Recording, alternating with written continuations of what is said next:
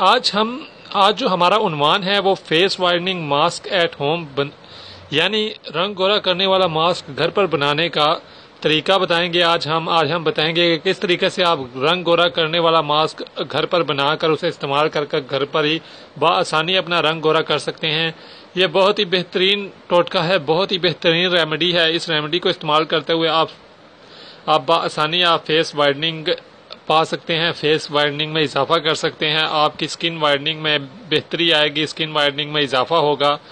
اب ہم آپ کو بتاتے ہیں کہ اس کے لیے کون کون سے اجزاء ہمیں درکار ہیں اور کس طریقے سے یہ پیسٹ ہم نے جو ہے وہ استعمال کرنا ہے، بنانا ہے۔